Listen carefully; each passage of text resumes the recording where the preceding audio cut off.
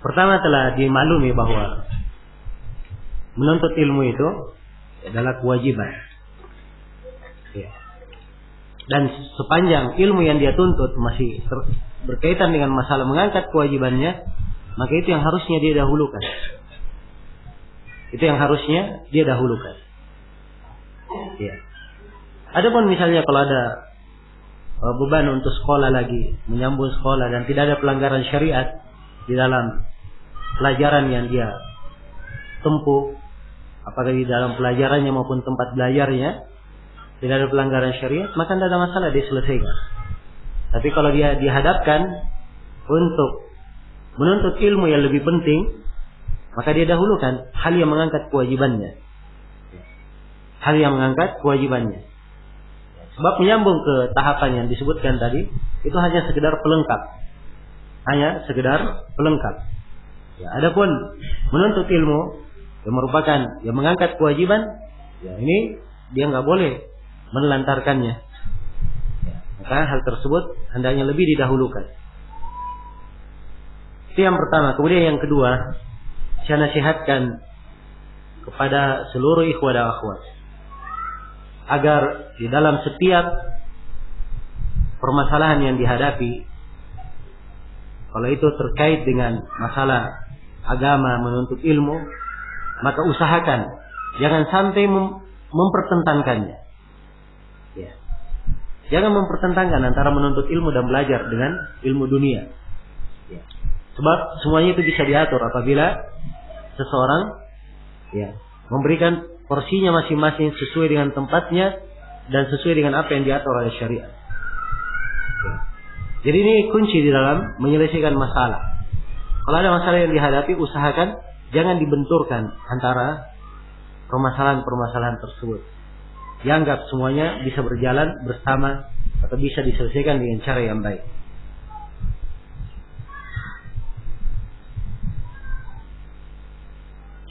Zikir-zikir apa saja yang boleh dibaca oleh seseorang dalam kondisi tidak sholat? Misal di atas kendaraan, berjalan atau dalam kondisi santai. Ya, banyak zikir yang mutlak, zikir lepas yang dituntunkan oleh Nabi Sallallahu Alaihi Wasallam, tidak terikat dengan waktu. Seperti Nabi mengajarkan kalimat Subhanallah walhamdulillah. Ini dua kalimat yang dicintai oleh Allah. Sangat berat di timbangan, ringan diucapkan oleh lisan. Demikian pula Subhanallah walhamdulillah wala ilaha illallah wallahu akbar. Ini juga zikir yang bagus dibaca. Demikian pula dia banyak beristighfar, dia baca astaghfirullah al-azim atau astaghfirullah saja juga cukup. Kalau dia ingin lengkap, dia baca ya Allahumma ighfirli wa tub alayya innaka antat tawwabur rahim. Ya Allah, ampunilah saya dan berikanlah taubat kepadaku. Sungguhnya Engkau Maha Pengampun lagi Maha Memberi taubat. Ya. Dan banyak lagi zikir-zikir yang lainnya. Ya, boleh diamalkan secara mutlak. Nah, tapi kalau dia komitmen dengan 2 atau 3 zikir, ini adalah hal yang bagus bagi dirinya. Ya, sebab yang paling penting bagi seorang hamba, ya, bukan semangat di awal saja. Sekarang semangat dia. Kemarin baru dengar ceramah keutamanya, Masya Allah semangat. Tapi tidak continue. Ini kurang bagus. Ya, sebab yang paling indahnya dari amalan adalah apa yang seseorang continue melakukannya, walaupun sedikit. Kata Nabi Sallallahu Alaihi Wasallam dalam hadits riwayat Bukhari dan Muslim, ahabbul a'mali ila Allah ma dawama alaihi sahibuh wa in qal. Amalan yang paling dicintai oleh Allah adalah amalan yang pelakunya itu continue melakukannya, walaupun sedikit. Ya, walaupun sedikit. Contoh misalnya qiyamul lail. Dia sholat malam, Masya Allah utamanya 13 rakaat. Ya, 13 rakaat. Kalau dia bisa continue 13 rakaat silahkan. Tapi kalau hari ini 13, besok 1 rakaat, besok 5 rakaat, ya, besok tidur, ya, besok ini, besok. Ini namanya tidak continue. Ini kurang bagus. Tapi dia misalnya hanya sholat 3 rakaat saja witir, tapi dia continue, ini lebih bagus. Itu lebih bagus. Bahkan kalau dia sholat 1 rakaat saja tapi continue, maka itu lebih bagus. Jelasnya akan menjadi lebih afdal baginya. Iya. Maka demikian, hal-hal yang seperti ini dijaga dan diperhatikan.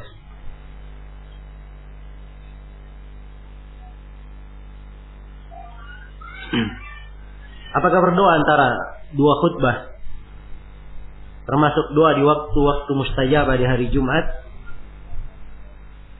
Apabila dibolehkan berdoa pada waktu tersebut, apakah disyariatkan mengangkat tangan?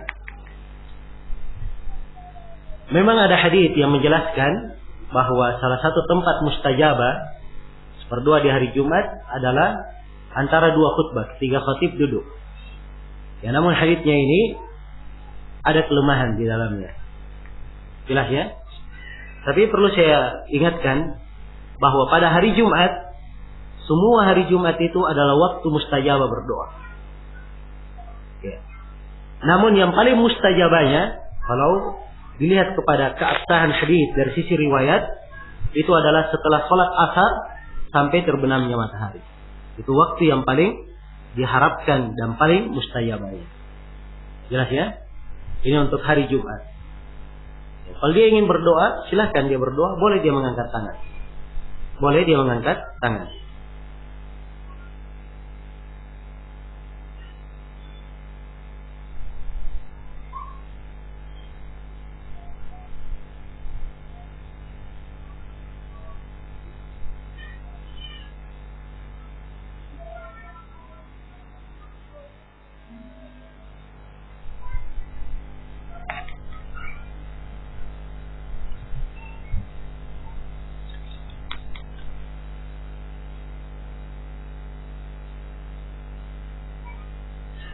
Bagaimana adab ziarah kubur bagi perempuan? Adab ziarah yang syar'i, adab ziarah kubur yang syar'i bagi seorang perempuan. Ya. Yang pertama sebelum kita berbicara tentang adab ziarah, ya, apakah boleh bagi perempuan berziarah ke kuburan? Ini harus dibahas sebelumnya. Nah, Nabi SAW ketika bersabda, "Kuntu nahitukum an ziyaratil kubur fazuruha fa innaha tudzakirukumul akhirah." Saya dulu melarang kalian dari berziarah ke kuburan, maka sekarang silakan kalian berziarah ke kuburan, sebab itu mengingatkan kepada hari akhirat. Ya.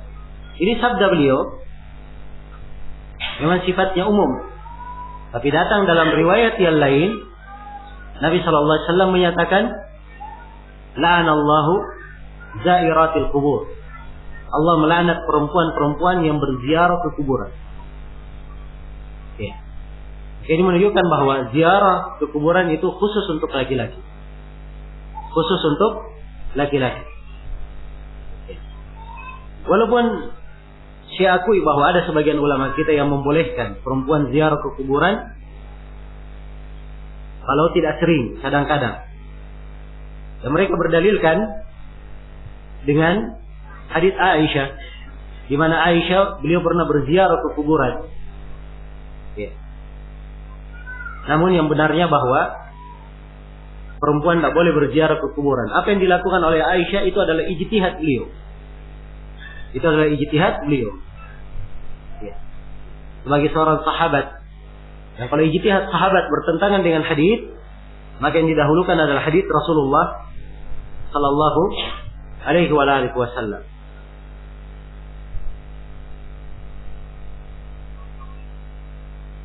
Ya. Banyak sebab yang disebutkan oleh para ulama kenapa perempuan dilarang berziarah ke kuburan. Ya. Di antaranya kubur itu ya, adalah tempat yang tidak cocok bagi perempuan, sebab kadang mereka lemah hatinya. Tidak ada hal-hal yang dikhawatirkan terhadapnya. Ya, karena itu mereka dilarang untuk berziarah ke kuburan. Ya wallahu ta'ala a'lam.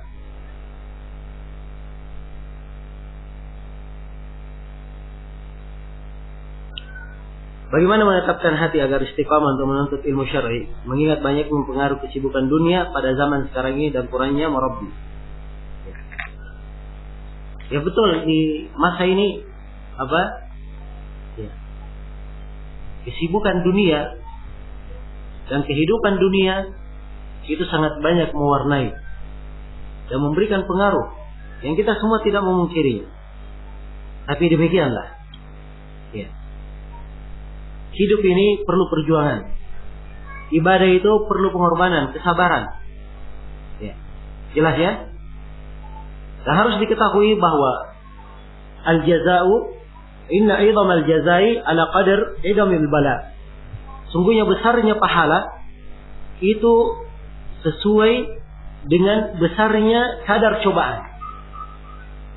Jadi kalau semakin berat cobaannya, maka pahalanya akan semakin apa?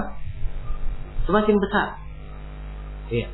Maka di masa ini, Masya Allah, kalau ada yang bisa menuntut ilmu dalam keadaan penuh dengan fitnah, dia bisa menuntut ilmu, ini bukan orang sembarangan. Iya. Di sebuah masa kurang fitnah, dia bisa menuntut ilmu, itu adalah hal yang wajar. Jelas ya? Semua orang menuntut ilmu. Tapi ini di masa fitnah, dia giat menuntut ilmu, maka ini perjuangan. Ya, dan menunjukkan besarnya jiwa orang yang melakukannya.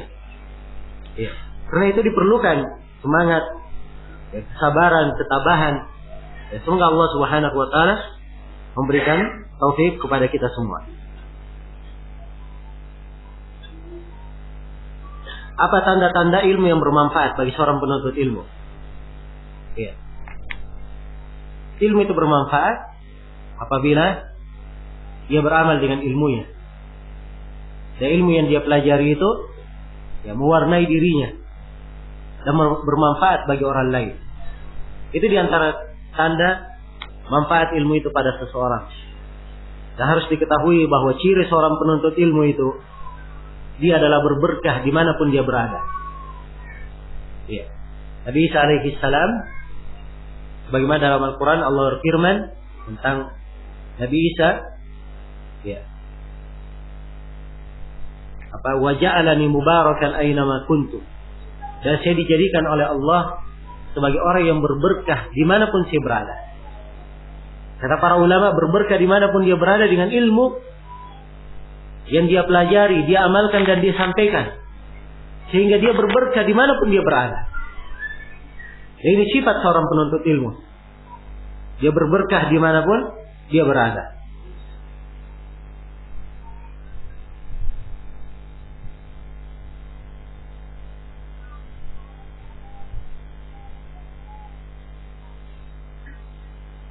Ya, ini terkait dengan masalah hewan buruan tadi, anjing yang menangkap hewan buruan. Bagaimana dengan air liur anjing itu?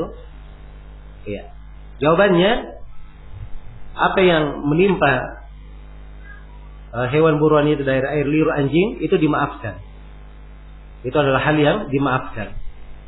Ya, sebab ini adalah sesuatu yang sulit terlepas darinya. Sebab anjing kalau memburu, ya, sehingga tidak kena air liurnya, ini adalah sulit terlepas darinya. Karena itu hal tersebut adalah hal yang dimaafkan. Nah,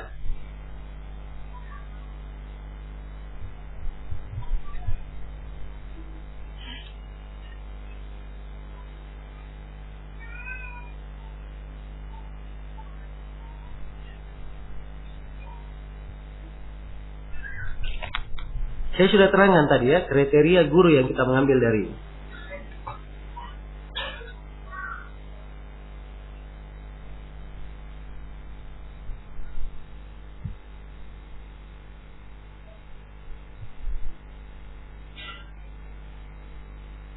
Seorang akhwat lebih afdal mana? Menuntut ilmu dengan mendengar VCD di rumah, atau dengan sering keliling tanpa diantar mahram untuk menuntut ilmu? Nah, mengingat di Al-Quran dikatakan tetaplah di rumahmu. Ya, maksudnya ayat dalam Al-Quran, waqarna fi buyutikunna, dan berdiamlah kalian di rumah kalian. Ya. Kalimat berdiamlah kalian di rumah kalian bagi perempuan ini perintah. Waqarna artinya dan tinggallah kalian. Ini perintah ya, dan asal dari dalam perintah itu bermakna wajib. Karena itu tidak ada silang pendapat di kalangan para ulama bahwa asal seorang perempuan adalah tinggal di rumah. Itu kewajiban. Dan tidak boleh dia keluar dari rumahnya kecuali dengan sesuatu yang diizinkan oleh syar'i, diizinkan secara syariat, dan menuntut ilmu termasuk hal yang diizinkan secara syar'i. Ya. Jadi kalau dia keluar menuntut ilmu, aman dari fitnah, maka tidak ada masalah. Kalau dia tidak diantar oleh mahram, kalau dia di dalam kota tidak ada masalah, sebab bukan safar dalam kota. Jelas ya? Kecuali kalau waktu safar, jaraknya safar, maka tidak boleh dia keluar, kecuali diantar dengan apa? Diantar oleh mahramnya. Jelas?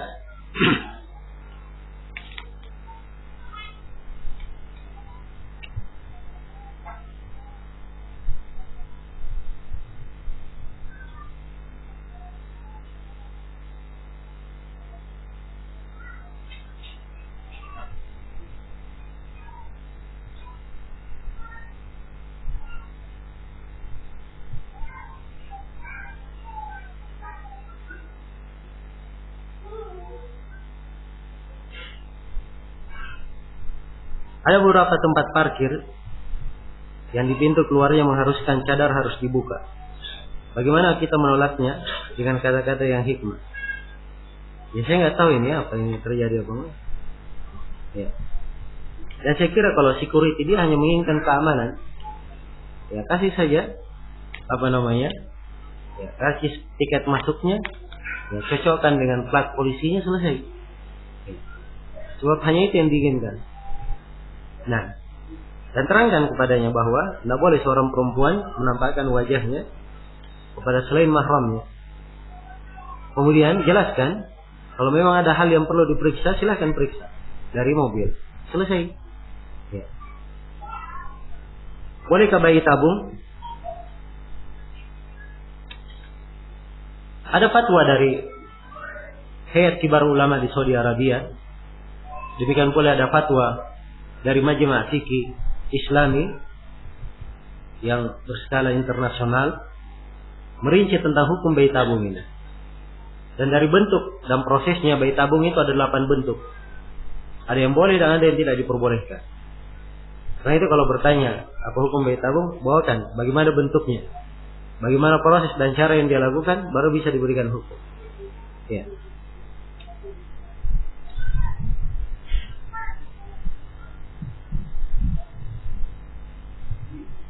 Apakah sama keutamaan mencari ilmu dengan mendengarkan kaset? Karena tidak bisa menghadiri talim, tidak ada mahram. Ya. Bagi seorang perempuan, kalau dia bisa mencukupkan diri, ya, dia menghadiri, dia hanya duduk di rumah, belajar dengan mendengarkan dari kaset, maka itu lebih baik baginya. Kalau dia bisa mencukupkan diri, terlengkapi semua fasilitasnya. Jelas ya?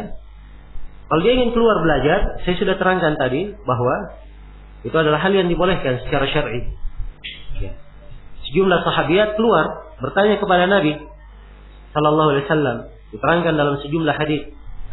Ini menuntut ilmu. Dan Nabi sallallahu alaihi wasallam punya waktu khusus.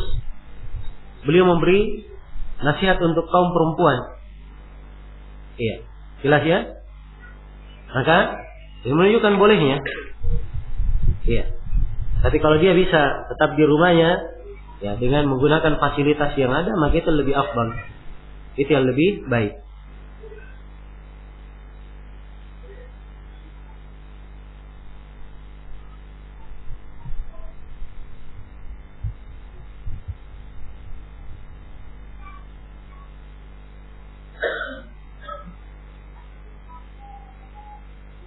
Apakah dalam mencari ilmu dunia, kedokteran, ternak, dan lain-lain, kita juga dianjurkan duduk dekat kepada pengajar?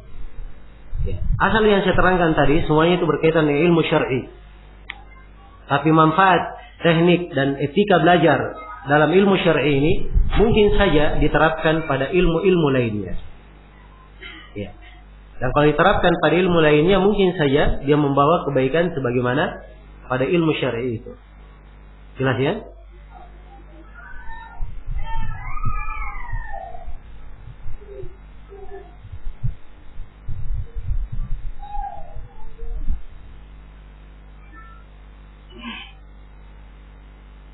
Apakah kita akan diadab ketika kita tidak mengamalkan ilmu yang kita ketahui, sampai-sampai ilmu yang mustahab untuk dipelajari. Ini pertanyaan yang bagus, saya tadi lupa menerangkannya. Jadi maksudnya ada ilmu yang sifatnya sunnah, misalnya sholat sunnah, sholat nafilah. Ini kalau tidak diamalkan apakah disiksa? Ya. Harus diketahui ya bahwa ilmu yang diketahui kadar wajibnya diterapkan sekali. Kalau dia sunnah sekali diterapkan, setelah itu sifatnya sunnah mustahab. Jelas ya? Nah, jelas kapan dia sudah pernah lakukan, itu artinya sudah pernah diamalkan. Sudah pernah diamalkan. Ini sudah mengangkat kewajibannya.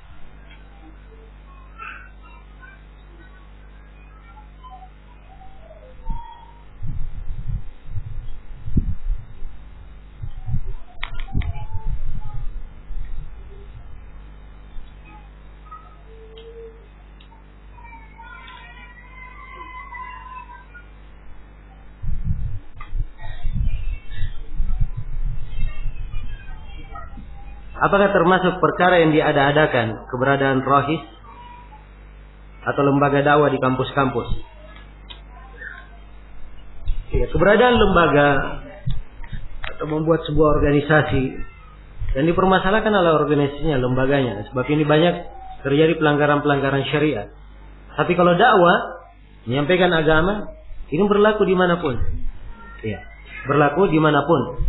Sebab manusia perlu disampaikan kepadanya ilmu, ya, dan penting untuk disampaikan dakwah ke jalan Allah, ya, ditegakkan amar ma'ruf nahi munkar.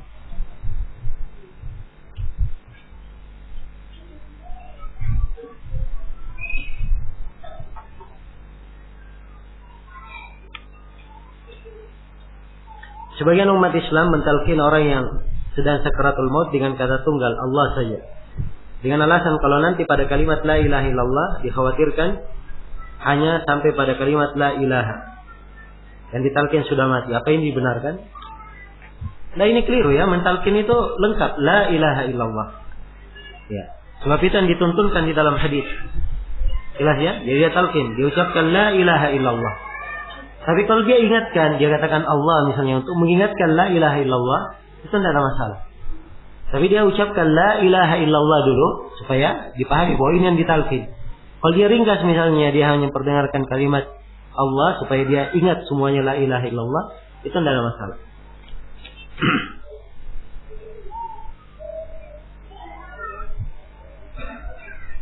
Bagaimana hukum menerima pembayaran uang dalam jual beli yang kita ketahui dia mendapatkannya dari jalan yang haram?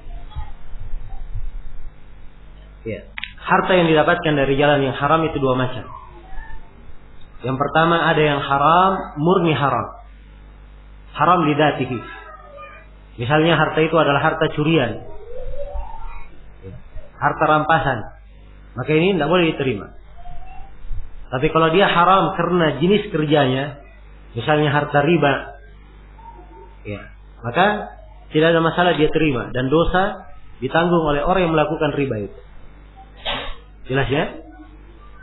Karena Nabi SAW dan para sahabatnya bermuamalah dengan orang-orang Yahudi. Sedangkan orang-orang Yahudi itu mereka bermuamalah dengan riba. Bersama dengan ini transaksi terjadi, ya, dan tidak dipermasalahkan.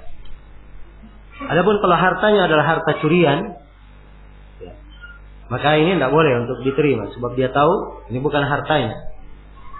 Nah, bagaimana hukum seorang perempuan pergi haji atau umrah tanpa mahram? Apakah syah haji dan umrahnya? Jawabannya haji dan umrahnya syah. Tetapi dia berdosa karena dia berangkat tanpa mahram. Ya, berangkatnya seorang perempuan untuk haji dan umrah dengan mahram itu adalah salah satu bentuk kemampuan. Ya, dan perempuan dianggap tidak mampu haji kalau dia tidak punya mahram. Andai kata dia berangkat tanpa mahram, maka haji dan umrahnya syah. Tetapi dia berdosa karena melanggar, ya, kewajiban perjalanan harus dengan mahram.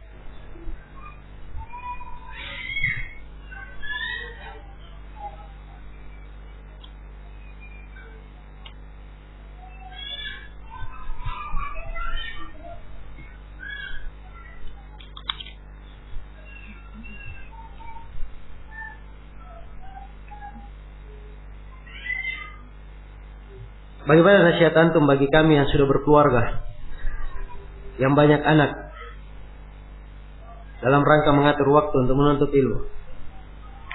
Yang pertama, seorang itu punya keinginan di dalam hati. Kalau dia punya keinginan, Allah akan mudahkan. Iya, jelas ya. Kalau ada niat yang baik disertai dengan usaha, insyaallah taala Allah akan memudahkannya. Ya. Allah akan memudahkannya. Dan Nabi sallallahu alaihi wasallam telah bersabda, "Man salaka tariqan yaltamisu fihi ilma, sahhalallahu lahu bihi tariqan ilal jannah." Siapa yang menempuh sebuah jalan, dia mencari ilmu di dalamnya, maka Allah akan mudahkan untuknya jalan menuju kepada surga. Ya. Sisa perlu semangat. Nah, dan semangat itu harus tinggi. Ya. Jelas ya? Harus digantung di langit semangat itu. Ya. Kata seorang penyair yang bijaksana, apa? Kun rajulan rijuluhu fit tara wa hammatu himmatihi fit suraya. Jadilah kamu laki-laki, kakinya menapak di bumi, ya, tapi semangatnya tergantung di langit. Ya. Harus punya semangat yang kuat. Ya, dari semangat inilah seorang akan bisa mengatur waktunya. Ya, bisa mengatur waktunya.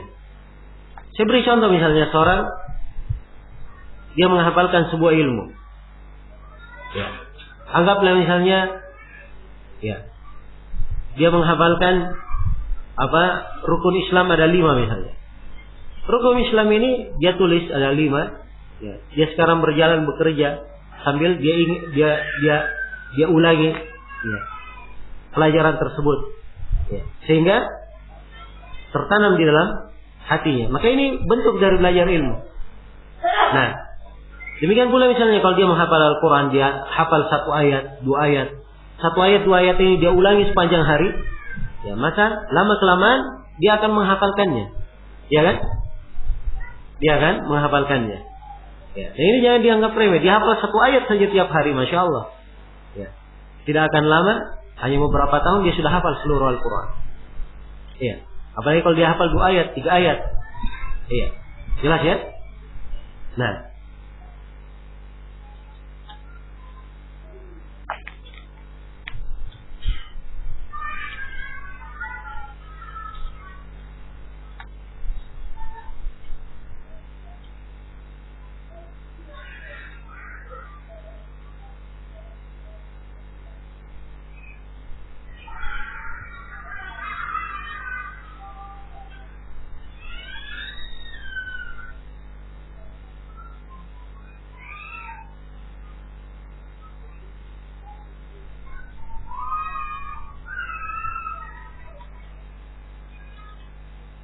Ya.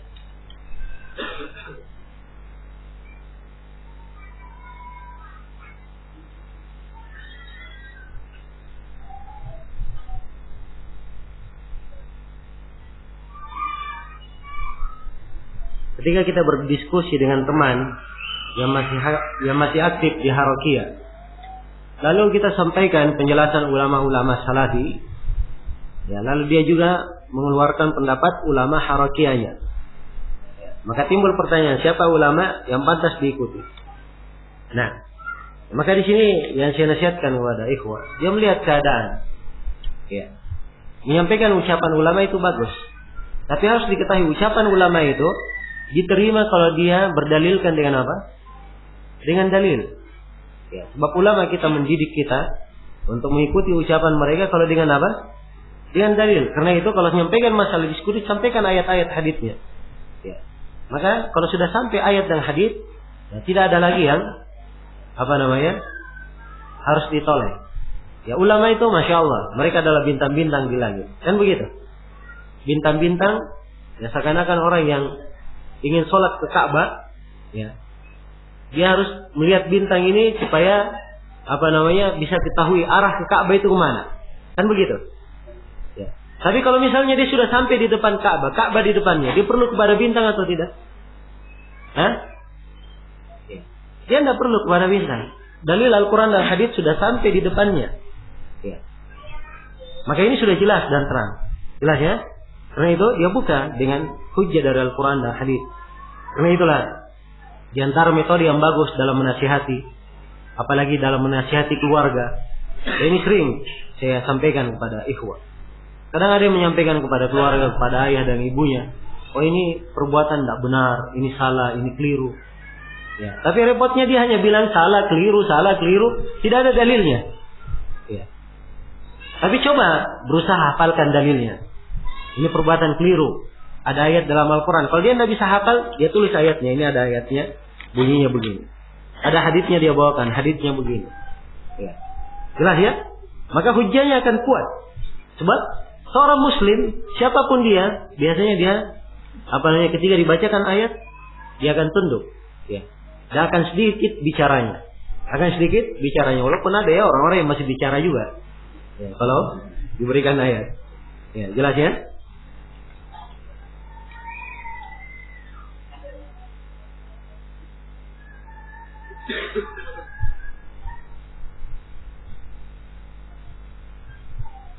Di dalam sholat sunnah ada duduk iftirash dan tawarruk. Apakah boleh dijamak keduanya? Kadang pakai tawarruk, kadang pakai iftirash. Ya, bagaimana caranya? Nah, sholat sunnah yang 2 rakaat itu duduknya duduk iftirash. Duduknya duduk apa? Duduk iftirash. Ya, dalilnya adalah hadits Wa'il bin Hujr, riwayat An-Nasai. Kana Nabi sallallahu alaihi wasallam idza jalasa fi rak'ataini nasaba rijlahu al-yumna wa jalasa 'ala al-yusra. Adalah Nabi sallallahu alaihi wasallam kalau beliau duduk pada salat 2 rakaat, perhatikan ya, pada salat 2 rakaat. Maka beliau tancapkan kaki kanannya dan beliau duduk di atas kaki kirinya. Ini hadis tegas menunjukkan kaifiyat. Jelas ya? Iya. Dan datang dari riwayat yang lain dari hadis Abdullah bin Zubair mirip dengan itu. Maka ini 2 hadis dari Rasulullah menunjukkan kaifiat kalau salatnya cuma 2 rakaat seperti salat subuh, salat sunnah 2 rakaat, maka duduknya duduk iftirash seperti orang yang duduk tasyahud pertama. Iya. Dan ini pendapat yang dikuatkan oleh Imam Ahmad dan selainnya dari para ulama. Dan dari para ulama kita di masa ini saya tidak pernah menghafal.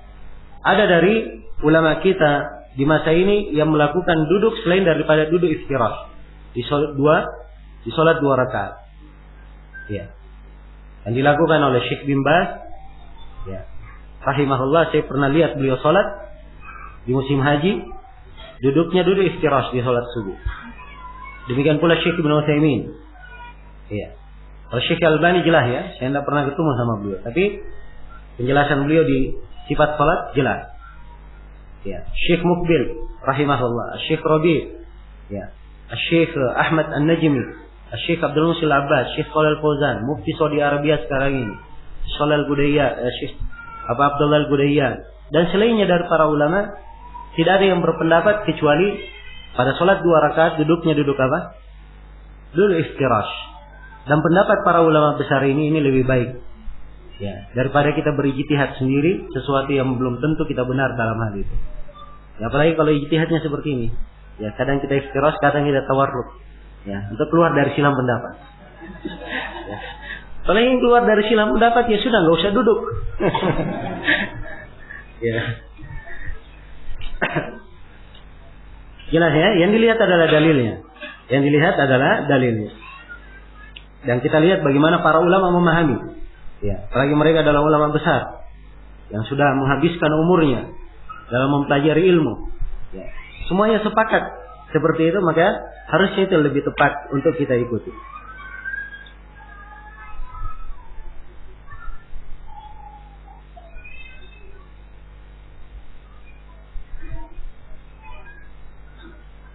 Bolehkah mengambil ilmu alat, ilmu bahasa Arab dari ahlul bid'ah? Iya. Kalau dari sisi rinciannya yang dirinci oleh para ulama, kalau di negeri itu dia tidak bisa mempelajarinya kecuali dari ahlul bidah, dia pelajari saja sekadar ilmu bahasa Arabnya. Ya, tapi ini rincian disebut oleh para ulama ya. Tapi dari sisi penerapan keadaan, apakah terjadi suatu tempat seperti itu? Ya Allah alam, sekarang ilmu bahasa Arab itu mudah dipelajari di kalangan ahli sunnah, orang-orang yang berakidah dengan baik. Alhamdulillah banyak yang bisa mengajarkannya. Kita tidak perlu kepada ahlul bidah.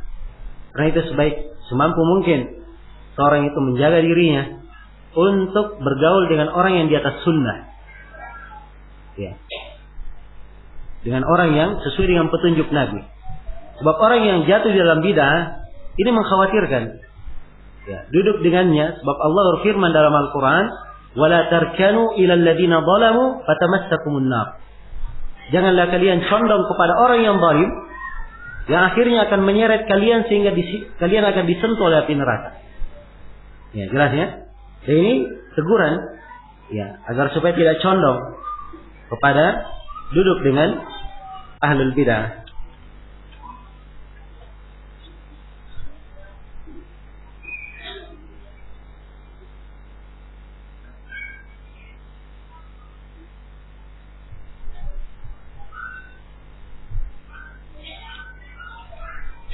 Baik, waktunya sudah habis ya, nih satu pertanyaan lagi mungkin.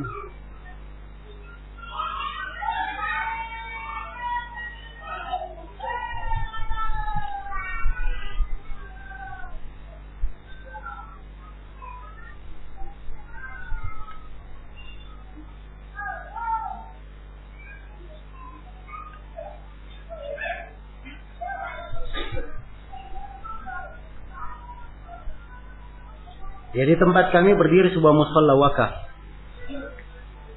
Namun pada saat ini jemaahnya dalam sholat rawatib hanya sedikit sekali. Terkadang harus adzan, iqamat dan mengimami sholat sendiri. Kami prihatin dengan kondisi tersebut. Ya, harusnya dalam kondisi seperti ini, sepanjang dia adalah wakaf, bagi orang yang mewakafkannya, dia menyempurnakan kebaikannya. Ya, hendaknya dia mengangkat seorang imam tetap dan tukang adzan tetap di situ, yang bertanggung jawab. Ya, dan diberi gaji untuk pekerjaannya. Dia sebagai imam dan tukang adzan. Ya, agar supaya masjidnya tetap ada yang sholat. Ya, paling tidak ada imam dan muadzinnya. Yang repot kalau ada imam tanpa makmum, ya, atau ada muadzin tapi dia menjadi imam. Ya, ini repot. Ya. Dan kalau ada imamnya, ada muadzinnya terus berkumandang adzan, lambat laun akan menjadi ramai insyaallah taala. Maka dia bersabar menyempurnakan kebaikan. Ya, diangkat imam, diangkat muadzin supaya ya, musholla itu menjadi makmur. Sepanjang ya, selama musholla itu sudah berdiri, maka harusnya demikian konsekuensinya. Dia terus melanjutkan kebaikan yang dia perbuat. Baik, ini mungkin yang bisa disampaikan pada pertemuan hari ini. Ya, mudah-mudahan apa yang kita dengarkan ada manfaatnya untuk kita semua. Dan saya mohon maaf atas segala macam kekurangan dan kesalahan. Dan juga saya ucapkan terima kasih kepada seluruh pihak yang menjadi sebab terselenggaranya acara ini. Dan kepada